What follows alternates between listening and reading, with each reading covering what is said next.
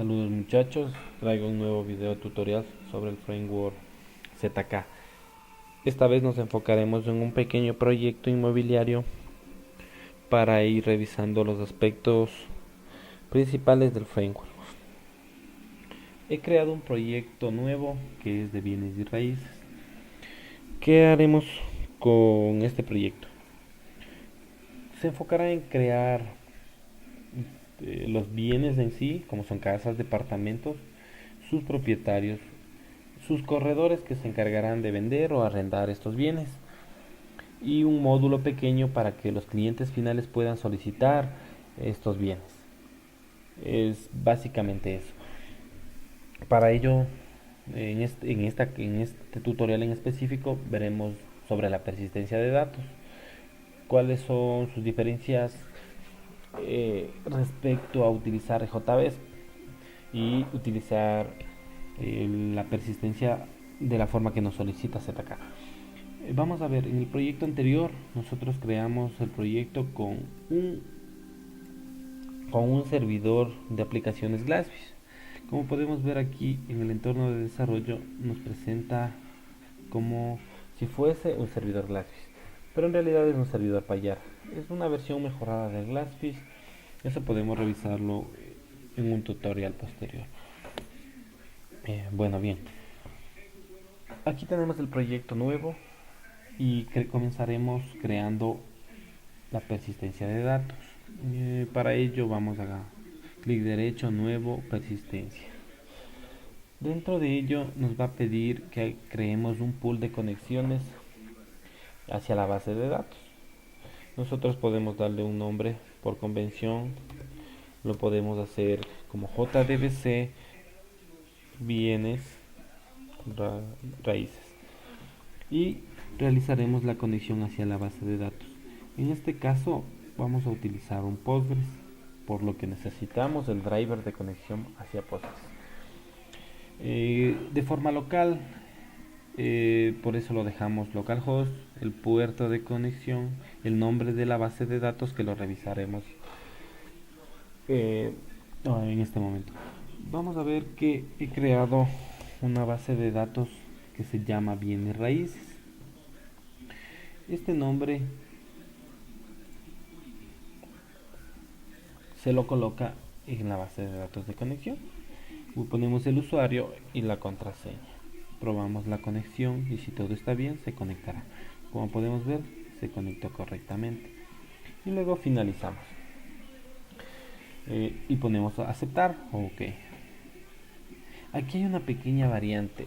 Como estamos utilizando el nuevo servidor de aplicaciones Payara, nos pone esta nomenclatura, pero en realidad esta nomenclatura no reconoce en el momento de desplegar la aplicación.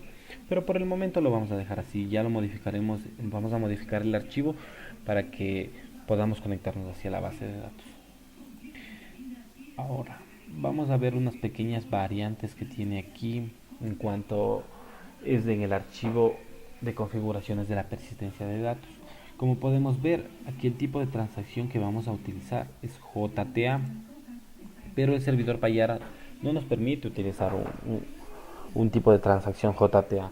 Lo que nos pide es desactivarlo. Para ello vamos a poner este texto de aquí. Esto nos indica que la transacción va a ser de tipo local y debemos desactivar la transacción JTA. Para ello ponemos no JTA data source.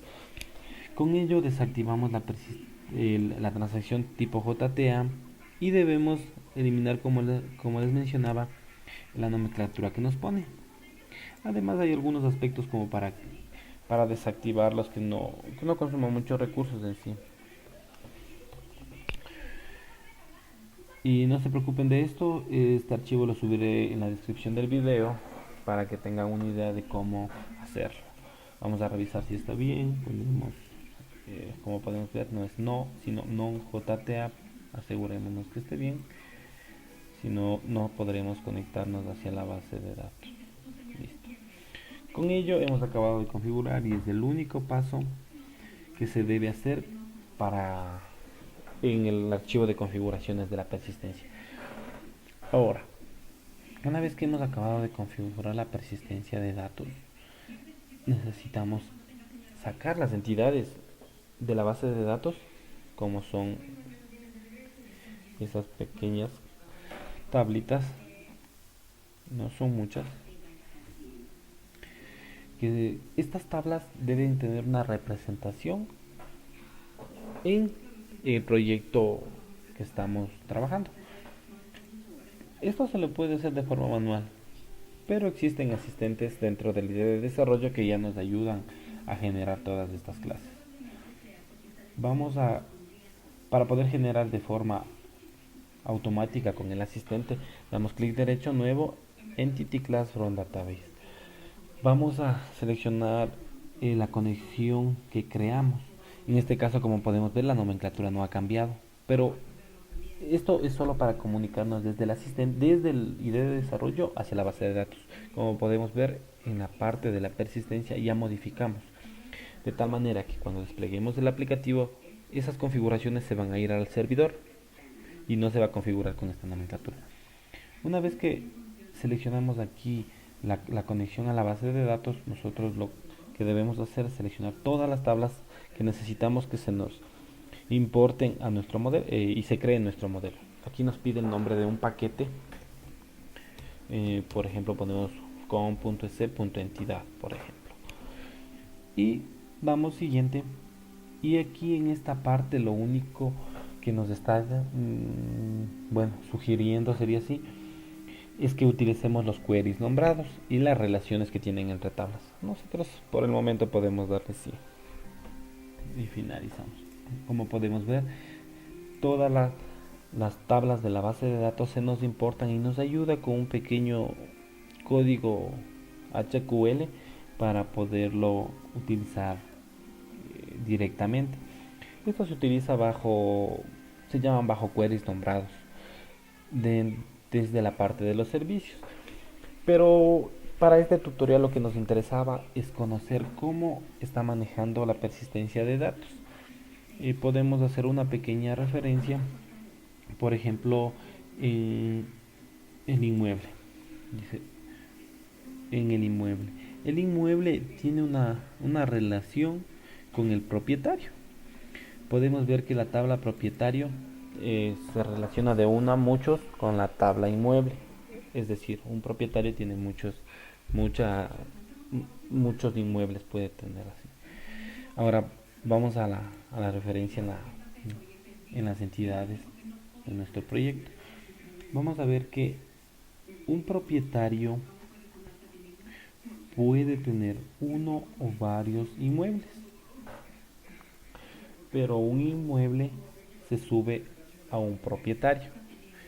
¿Cómo es la forma que lo hace? Esto se conoce como el mapeo. Ahora, yo tengo una colección de inmuebles dentro de un propietario, pero en el inmueble tengo un objeto propietario por el cual puedo subirme desde el inmueble hacia la entidad propietaria. Entonces está aquí eso. Podemos ver que es muy intuitivo hacer esto y cada una de las columnas tiene el nombre de la columna y cómo lo vamos a utilizar dentro de nuestro proyecto. Es decir, este ID propietario es exactamente el nombre de la columna de la tabla en la base de datos y vamos a utilizarlo mediante este nombre. Por temas ya de encapsulamiento, todos conocemos que se deben generar los get sets para poderlos utilizar y obtener información o poner información. Ahora vamos a revisar en este caso. Vemos que el ID del propietario tiene un get, tiene un set por el cual podemos acceder. Y ya. Con esto es básicamente todo lo que se debería conocer. Existen muchas otras restricciones, como por ejemplo este es un tipo entidad, es un identity, como se le conoce, es único, se está generando solo, que no puede ser optional false. Lo que me hace es que no pueda ser, nunca permite un valor, que siempre tiene que tener un valor. Con esto podemos ver, y una vez que ejecuten, creen su persistencia, podrán revisarlo más detalladamente. Ahora, hay un tema aquí dentro de la persistencia de datos que ¿cómo lo podemos decir? Si nosotros hemos creado un proyecto con el servidor Glassfish y necesitamos importarlo al servidor Payara, la única falla, digámoslo así, que tiene es que necesita utilizar el mapeo que entienda el servidor Payara. Para ello hay un pequeño truco, digámoslo así, que es importar una librería. Pero eso solo sería en el caso de que importemos un proyecto desde Glassfish a Payara. Pero por el momento, como estamos creando nosotros el proyecto, prácticamente de esta manera con el asistente sigue funcionando. No necesitamos importar ninguna librería, no necesitamos hacer absolutamente nada. Como podemos ver, no tenemos errores. Creamos la persistencia, creamos las entidades dentro de nuestro proyecto. Y el proyecto, si nosotros queremos ejecutarlo, obviamente se va a ejecutar, no va a hacer nada todavía porque recién tenemos la dependencia entre el servidor, el proyecto y la base de datos. ¿Por qué digo entre el servidor, el proyecto y la base de datos?